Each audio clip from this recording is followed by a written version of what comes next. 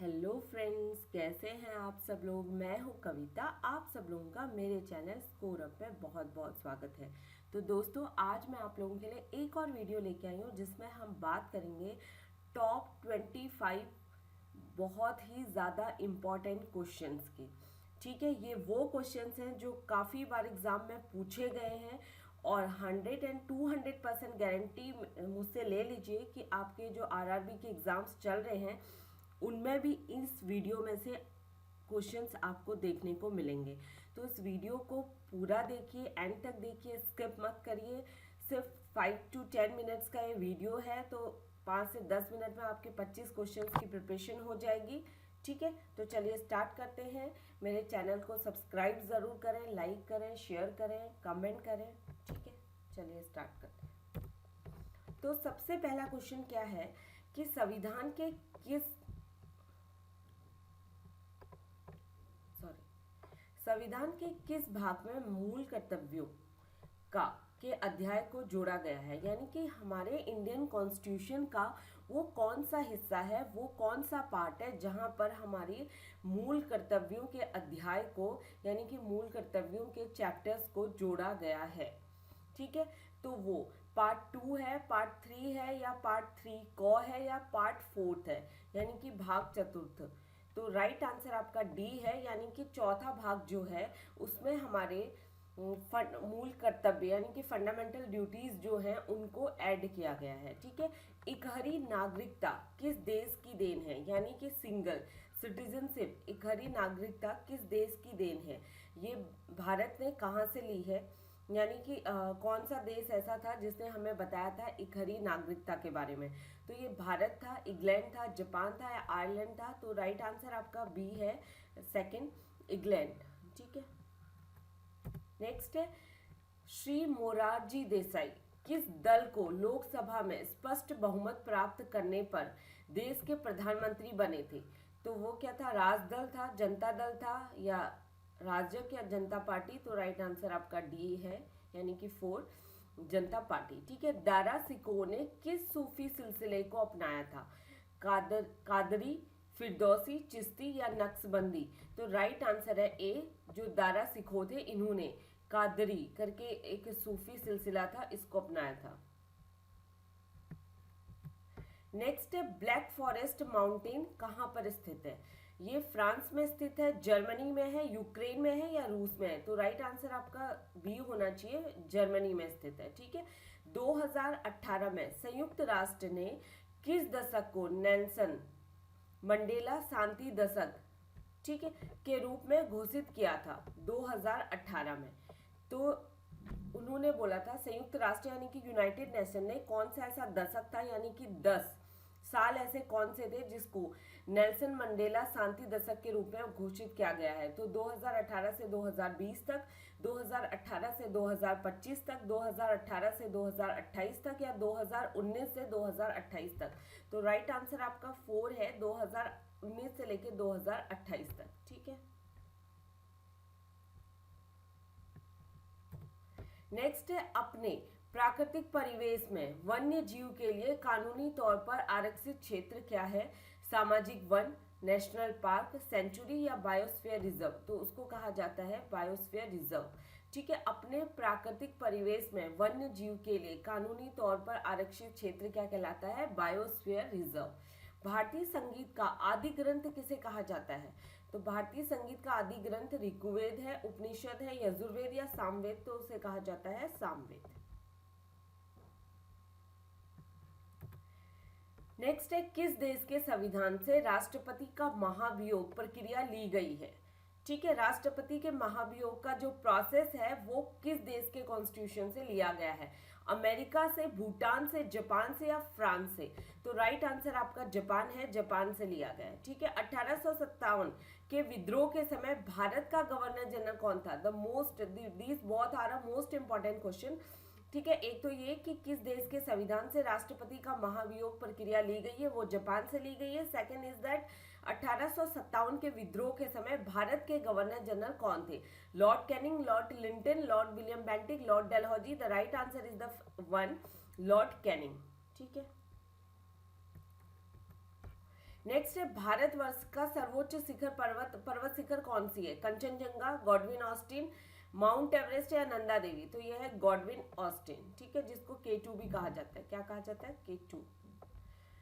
हुमायूं चौसा की लड़ाई 1539 में हुमायूं को पराजित किया था, यानी कि हुमायूं चौसा की लड़ाई जो हुमायूं ने लड़ी थी 1539 में, उसने हुमायूं को पराजित किया था। किसने? महाराणा प्रताप ने, शिवाजी ने, शेरशाह ने, या इनमें से कोई नहीं। तो हुमायूं को 1539 की लड़ाई में शेरशाह ने पराजित किया था।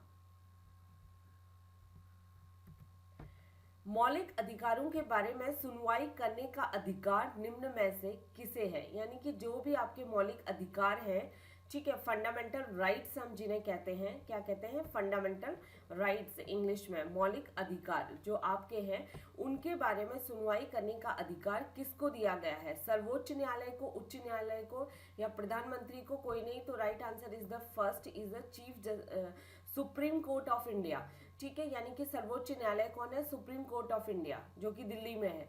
तो फंडामेंटल राइट्स यानी कि मौलिक अधिकारों के बारे में सुनवाई करने का अधिकार केवल सर्वोच्च न्यायालय के पास है, ठीक है। निम्नलिखित में से कौन सा पवन ऊर्जा के उत्पादन में, कौन सा राज्य पवन ऊर्जा के उत्पादन में प्रथम स्थान रखता है? कर्नाटक, राजस्थान, महाराष्ट्र या गुजरात? तो पवन ऊर्जा के उत्पादन में कर्नाटक फर्स्ट नंबर पर आता है इंडिया में। नेक्स्ट है अजंता की जो कलाकृतियां हैं वो किससे संबंधित हैं? यानी कि अजंता एलोरा की गुफाओं के बारे में आपने सुना होगा, जो कि महाराष्ट्र के औरंगाबाद जिले में स्थित है। तो उनमें से अजंता की जो कलाकृतियां यानी कि वहां पे जो कलाकारी दिखाई गई है वो किस काल से संबंधित है? वो मौर्य काल से है, बुद्ध काल से, गुप्त काल से, या हड़प्पा काल से? तो राइट आंसर आपका सी होना चाहिए, तीसरा, गुप्त काल से संबंधित है, ठीक है। सरदार सरोवर परियोजना किस नदी पर चल रही है? नर्मदा, ताप्ती, गोदावरी या गंगा? तो ये चल रही है नर्मदा नदी पर। नर्मदा नदी कहाँ से निकलती है? इसका उद्गम स्थान है अमरकंटक, ठीक है। नेक्स्ट है सांची क्यों विख्यात है? यानी कि सांची के स्तूपा के बारे में आपने सुना होगा। तो क्यों प्रचलित है? क्योंकि यहाँ पे गुहा चित्रकारी है, सबसे बड़ा बौद्ध स्तूप है, या अशोक के शिलालेख है, या चट्टान काटकर बनाए गए मंदिर हैं। तो सांची के स्तूप के बारे में आपने सुना होगा, ठीक है। तो सांची क्यों फेमस है? ये यहाँ पे सबसे बड़ा बौद्ध का स्तूप है, इसीलिए सांची फेमस है इसके लिए। Second is the right answer. भारतीय संविधान को किसके द्वारा अपनाया गया? संविधान सभा, गवर्नर जनरल, ब्रिटिश संसद या भारतीय संसद? तो ये अपनाया गया था संविधान सभा के द्वारा। नेक्स्ट है उज्जैन किस नदी के किनारे स्थित है? उज्जैन तवा, तापी, शिप्रा या नर्मदा? तो राइट आंसर आपका तीसरा होना चाहिए, शिप्रा नदी के किनारे स्थित है। उज्जैन में महाकाल भगवान का मंदिर है, यानी कि महाकालेश्वर भी कहा जाता है। उज्जैन को महाकाल की नगरी भी कहा जाता है, क्योंकि वहाँ पे शिव जी के जो 22 ज्योतिर्लिंग हैं उनमें से एक ज्योतिर्लिंग महाकाल का मंदिर वहाँ पे है, ठीक है। बांग्लादेश में प्रवेशोपरांत गंगा क्या कहलाती है? यानी कि बांग्लादेश में जब गंगा एंट्री करती है तो उसको क्या कहा जाता है? पद्मा, मेघना, हुगली या लोहित? तो राइट आंसर है आपका ए, ठीक है।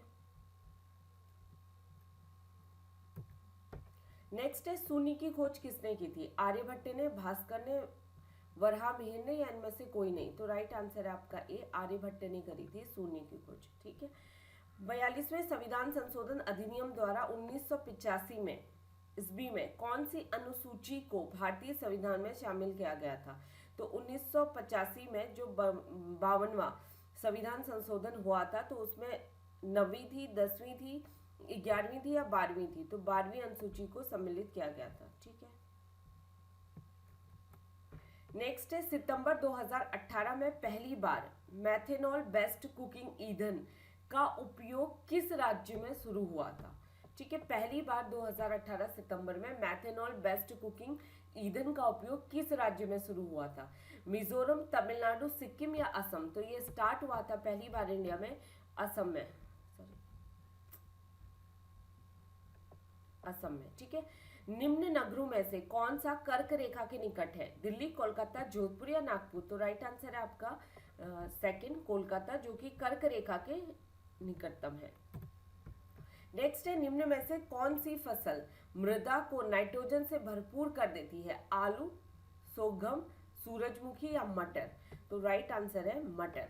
वनों की सुरक्षा के लिए स्वतंत्रता प्राप्ति के पश्चात सर्वप्रथम किस वर्ष सरकार द्वारा वन नीति की घोषणा की गई थी? ठीक है, वन नीति आफ्टर इंडिपेंडेंसी गवर्नमेंट के द्वारा जो भी हमारे वन है, फॉरेस्ट है, जंगल है, उनको सुरक्षित करना बहुत ज़रूरी था, यानी कि उन्हें सुरक्षा प्रोवाइड करवाने के लिए, प्रदान करने के लिए स्वतंत्रता के बाद आफ्टर इंडिपेंडेंसी सरकार ने कौन सा वन नीति की घोषणा की थी? तो ये 1930 में की गई थी, 1938 में की गई थी, 1952 में की गई थी या 1960 में? तो आप यहाँ पे इस तरीके का से भी सोच सकते हैं कि 1938 और 1930 तो हो ही नहीं सकता, क्योंकि आज़ादी हमें मिली थी 1947 में।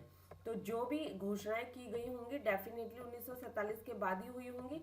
तो राइट आंसर आपका 952 है, यानी कि 1952 में वन नीति की घोषणा की गई थी। तो दोस्तों ये थे टॉप 25-26 क्वेश्चन जिनका एग्जाम में आना या एग्जाम में मिलना, आपके आरआरबी एनटीपीसी के एग्जाम में मिलना तय है। ये वीडियो बाकी एग्जाम के लिए भी इम्पोर्टेंट है, तो वीडियो को पूरा देखिए, स्किप मत करिए। चैनल को सब्सक्राइब करना ना भूलें, ज़रूर सब्सक्राइब करें, शेयर करें अपने दोस्तों के साथ, लाइक करें, कमेंट करें। और एक बात मैं आप लोगों से और कहना चाहती हूँ, जो भी लोग मुझसे मेरे फेसबुक ग्रुप या टेलीग्राम चैनल से जुड़ना चाहते हैं तो उसका लिंक मैंने वीडियो के डिस्क्रिप्शन में ऑलरेडी डाल दिया है। आप वहां से डायरेक्टली मुझसे जुड़ सकते हैं, जहां पे हम बिल्कुल free of cost quiz arrange करवाते हैं और फ्री पीडीएफ मटेरियल प्रोवाइड करवाते हैं, ताकि तो आपकी प्रिपरेशन और अच्छी हो सके, आपके एग्जाम्स क्लियर हो सके। ठीक है, and stay home, stay safe, good luck, bye bye, thank you.